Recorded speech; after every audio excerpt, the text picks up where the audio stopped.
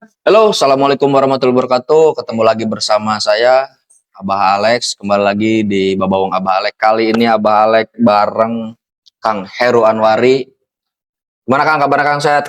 Sehat, alhamdulillah. Wih, Kang Heru.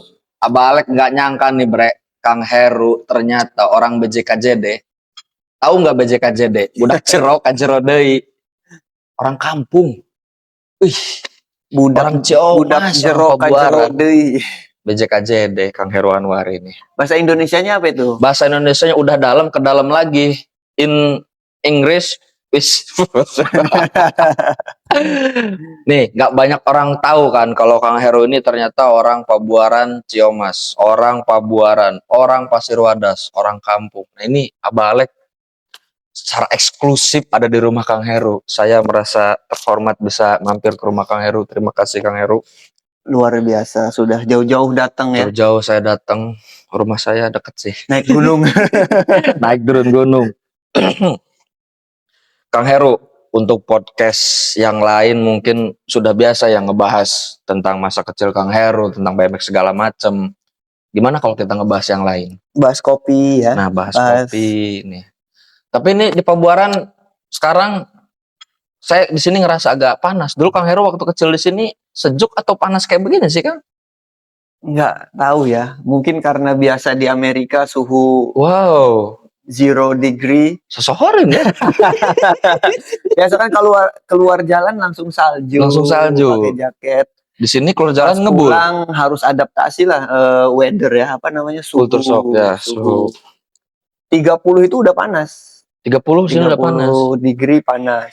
Tapi mungkin kalau 20 tahun yang lalu Ciamas sama sekarang nih beda sih. Beda ya. Sekarang pagi nggak begitu dingin, Nggak begitu kabut. Nah, sekarang Kang Heru nih lagi di sini di Pasir Wadas. Pasir Wadas nih dulu nih cuma nama sebutan aja kan, Pasir Wadas.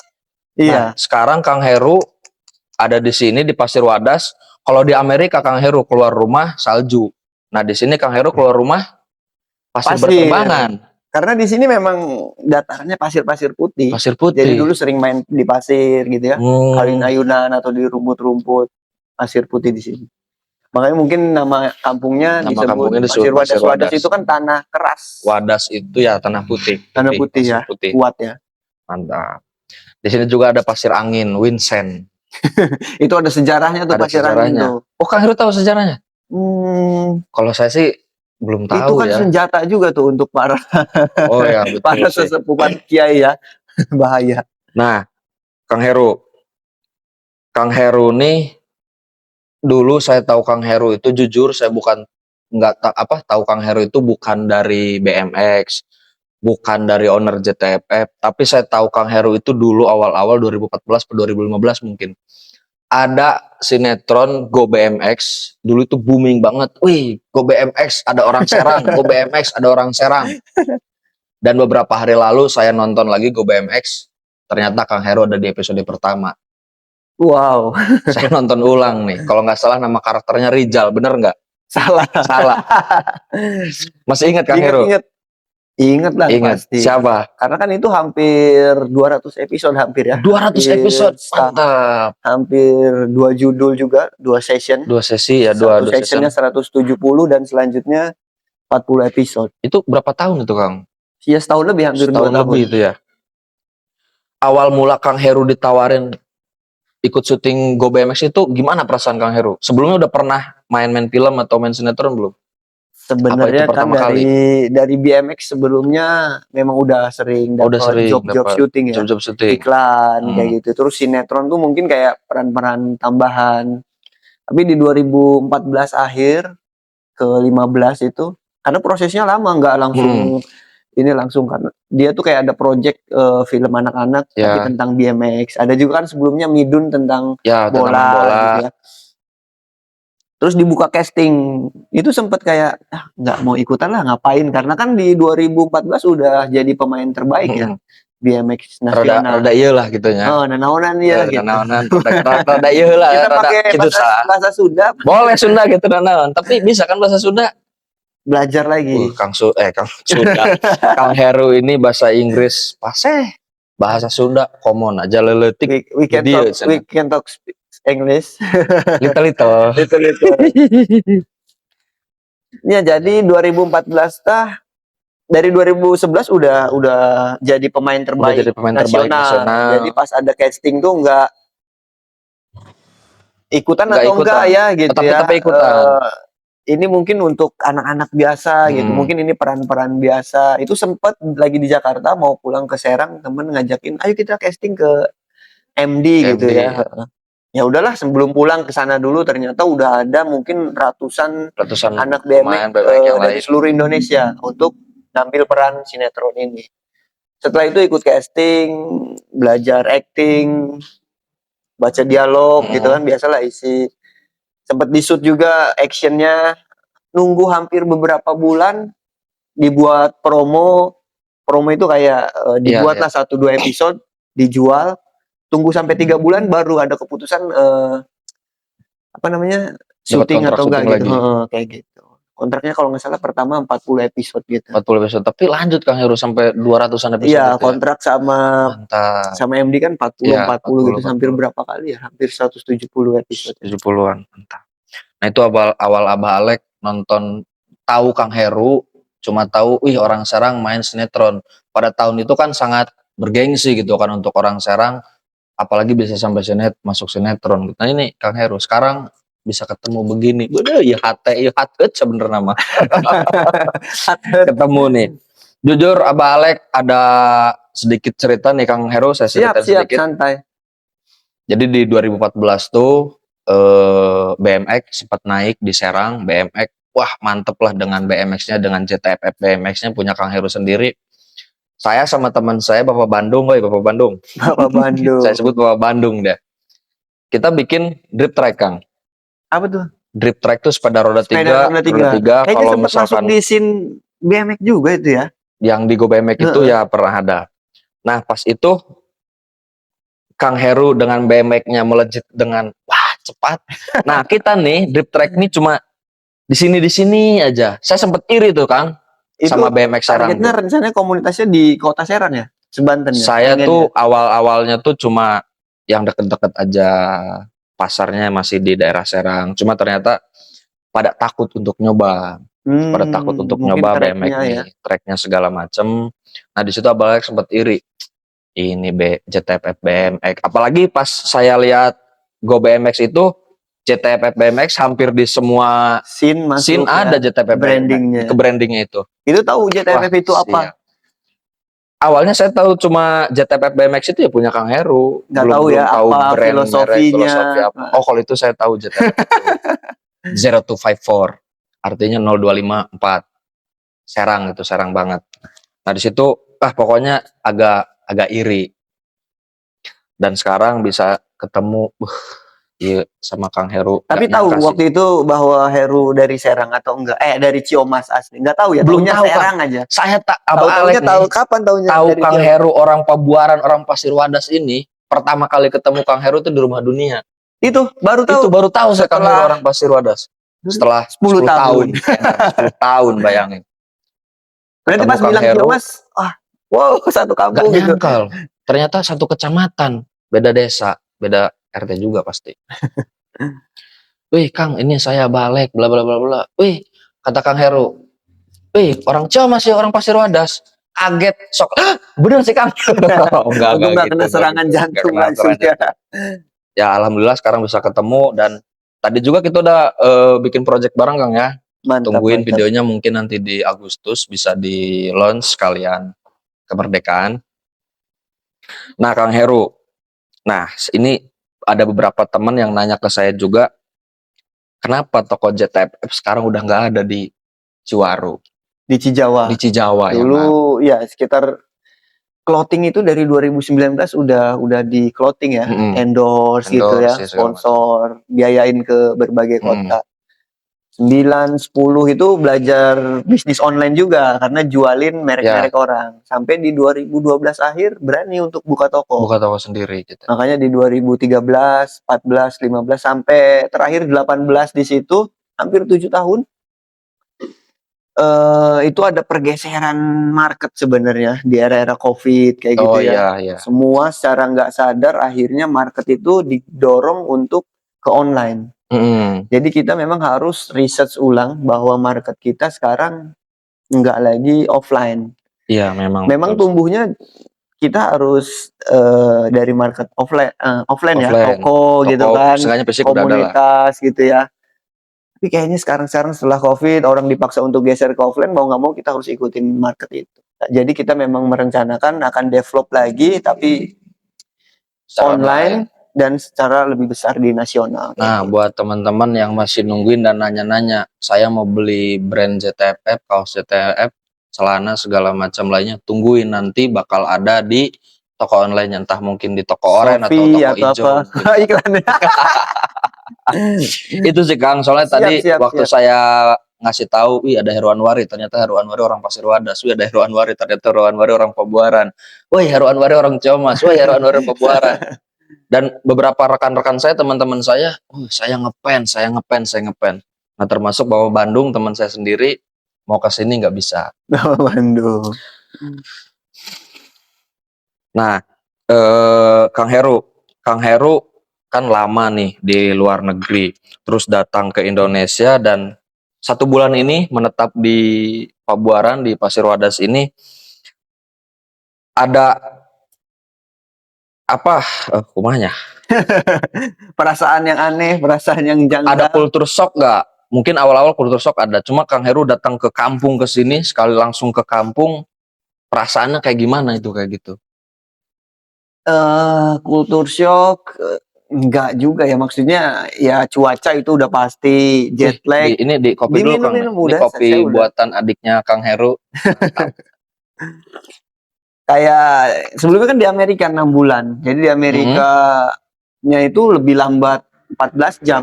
Jadi ya dibanding sini. Kalau di kita malam di sana pagi. Jadi pas nyampe ke sini ya perasaannya masih siang, kalau di malam kan nggak bisa tidur atau apa. Tapi itu adaptasi mungkin 1-2 hari gitu.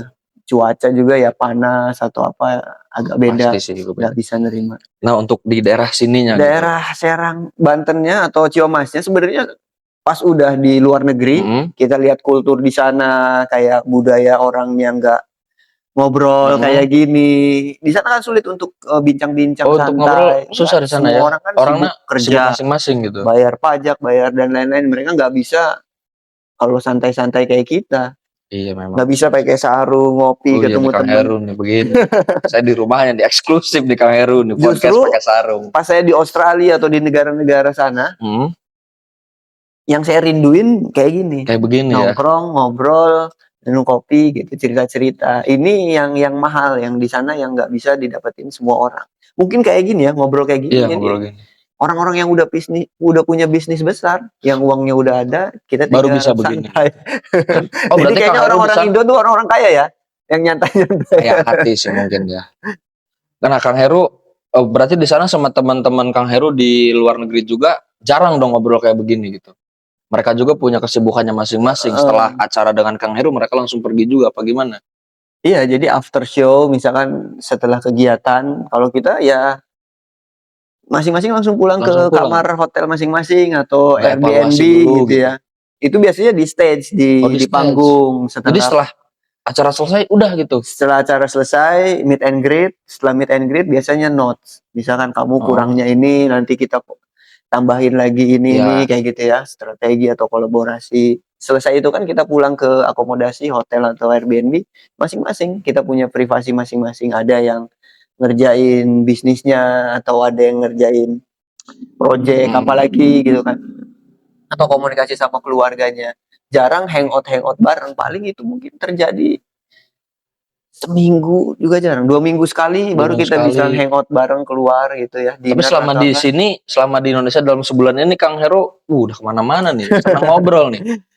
Ya, justru sebelum pulang ke Indo, jiwanya atau soulnya udah datang ke Indo. Memang udah rencanain pengen silaturahmi ke keluarga, teman-teman, komunitas atau organisasi. Jadi nggak cuma di Pasir Wadas, nggak cuma di Ciomas. Jadi kemarin sempat ke Bandung, hampir 1 minggu ke Cianjur, keluarga Bapak, terus ke Jogja, ke Jakarta, bahkan sampai di penghujung minggu ini belum selesai. Ada juga di Bekasi pengen didatengin teman-teman. Belum datengin semua nih teman-teman nih. Nih Kang Heru, kan tadi kita udah ngobrol off cam, Kang Heru bakal balik lagi ke Inggris, mau ke Inggris kata sekarang kan? Rencana ya. Rencana. Nah, tadi Abah Alex sempat tanya ke Kang Heru, kira-kira bakal balik lagi ke sini kapan? Dan ada niatan nggak untuk stay di Serang khususnya, dan Kang Heru mau bikin SDM untuk jadi penerus Kang Heru selanjutnya. Program-program regenerasi Ya, anak-anak program BMX regenerasi anak BMX.